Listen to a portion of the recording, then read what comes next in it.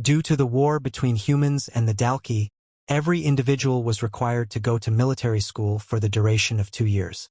Although humans and the Dalki were currently embracing a peaceful period, nobody believed it would last forever.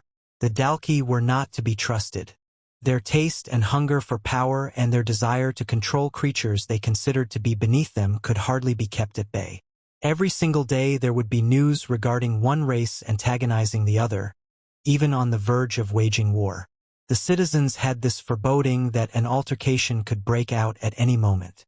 Quinn quickly went to the toilet before heading off with Sergeant Griff. His bladder felt like it was going to burst any second now because of the sheer amount of water that he had drunk. Once he stepped out of his room, welcomed by the outside world, something strange happened. A new notification screen appeared in front of his eyes. Your body is being hit by direct sunlight. You are affected by the sunlight. All stats will be halved while you are exposed to the sunlight. All of a sudden, Quinn's body felt extremely sluggish. He felt like he had just finished running a marathon and now needed to rest. His arms and legs felt heavier than usual, but there was nothing he could do about it. Quinn proceeded to inspect his status while Sergeant Griff gave him a strange look for stopping as soon as they had set foot outside.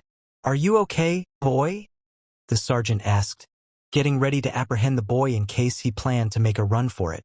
Every year they would have some unwilling to come peacefully, however. Quinn was not listening, nor did he have any plans to escape his responsibility. He was merely too busy looking at the screen before him, seeing that his stats had gone down. However, it wasn't just his stats, his HP had also been drastically reduced. HP 5/5, Strength 5 out of 5, Stamina 5 out of 5, Agility 5 out of 5. What kind of drawback is this? Quinn wanted to shout out, but he was still aware that he was no longer alone. "Quinn?" the sergeant called out again. He was still staring at the screen as another notification appeared. "You have received a new quest. Daily quest. Avoid direct sunlight for 8 hours. Reward? 5 EXP. Quinn's mood was lifted as soon as he saw the new daily quest. Unlike the one that required him to drink water, this was something that he could do naturally just by sleeping. If the system worked the same way it did in games he had heard about, that would mean that once Quinn had earned 100 EXP, he would be able to level up and also increase his stats. Hence, the more daily quests Quinn got, the better it was for him. "What are you doing walking so slowly? The school will eat you alive if you carry on like that," Sergeant Griff shouted, waking him up from his stupor. Quinn reached a large bus parked just outside of his apartment block. When he entered the bus, he noticed that it was already full of students who should be the same age as him. Some steps back, Griff stood watching him, his hands behind his back. Quinn had not even realized that the soldier had stopped. When he turned back to look at Griff, he could have sworn that Griff was a stone statue. He turned back to the bus in front of him and discovered that he didn't recognize any of the students. That could only mean that they had all come from a different school. He felt a little relieved. With these new people, maybe the bullying would stop. Since nobody knew him, he had a chance to impress them. Maybe even make some friends. He opted to sit at the front of the bus, since it was the only seat that was still available. The screen popped up in front of him immediately as he sat down. Stats have returned to normal. It appeared that avoiding direct sunlight meant his stats would instantly return to normal. He was happy for it, since his body felt reinvigorated once again, as if a heavy weight had been lifted from his body. Well, at least it looks like it's only direct sunlight. The students were all talking to each other in excitement, but that stopped as Sergeant Griff boarded the bus. "All right, it's time for us to head to the military academy," he announced, signaling the driver to begin their departure. The bus jerked to life and started to move. The students were finally on their way. There was silence in the bus throughout the journey. Whenever a student started to speak, Griff would immediately glare in their direction, prompting the student to shut their mouth. Griff didn't even have to say anything, since they all knew what he wanted just by staring them dead in the eye. About 10 minutes into their journey, the pop-up screen came up again, and Quinn received another message. "A substance in the air has been detected. Resistance +1.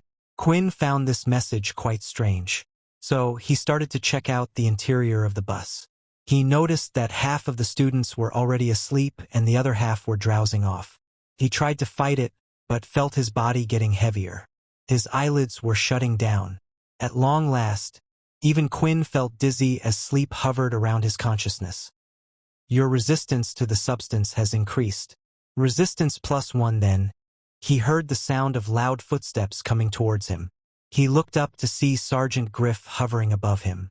Looks like a few of you were able to resist the sleeping gas. Guess we'll just have to bag you. A black bag was thrown quickly over Quinn's head and his vision was completely covered.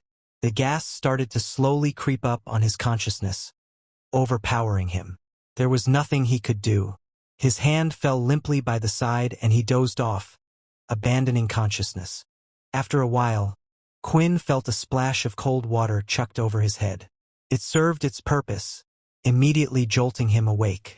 The only thing that he could see upon opening his eyes was a greenish smoke that dominated his surroundings. He and several other students began to lift their heads to look around them. There were currently a total of 500 students standing on a plain open field, in a strange place that none of them seemed to recognize. The puzzlement on their faces spoke volumes. This is where the lot of you will spend the next 2 years of your life, the voice of Sergeant Griff explained. The green plane was not the only thing the students saw. There were 3 futuristic, huge buildings directly in front of them. The buildings were human images sculpted entirely out of glass. Each one stood at least 60 feet tall, but that was not the only thing that the field overlooked. They were standing on an elevated platform with a city in front of them, a hidden city. Everyone was already dressed up in a military uniform and there were technological marvels appealing to them all. These devices were too advanced for their time. There were mechs moving crates and there were building machines, enormous things rising high into the sky with their crane. There was no one inside the machine, yet it laid down panel after panel of glass on a building that was still in construction. There were flying ships, coming too close to the ground that Quinn was afraid that they would crash into the high-rise buildings and send a shower of glass falling on the people in the city below. However, no such thing happened. They all followed a particular path. Then there were levitating trains which rose high into the air, running on rails that none of the students could see. Some of the technology they were witnessing had yet to be made public. After the first war with the Dalki race, the humans had managed to make leaps in all sorts of technological fields. This was because they had managed to salvage a lot of equipment from the Dalki once the war was over. The military had decided to keep most of it for themselves. Some of the things they had found would just be too dangerous for the public to use. At least that is what they claimed.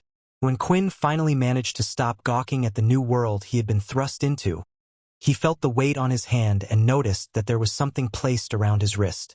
It was a digital watch, yet there was nothing displayed on the screen yet. Placed on your wrist is your lifeline. It will identify you as a student at this military base. It will allow you to access certain areas, pay for food, and all sorts of other things. When not in use, the wristwatch will display a number, your corresponding power level. Griff said that it sounded to Quinn like he was speaking some strange foreign language, and from the confusion on the other students' faces, he was sure he was not the only one having difficulty understanding what the man was saying. He had believed that his life might change after coming to military school, but it seemed like it was going to be the same game, only in another place. We will immediately begin testing your respective levels. Don't move until you are called forward. Understand? Griff shouted with a smile on his face and everyone just nodded. The sergeant looked frightening with his smile. It was completely contradicting his hard face. Good luck.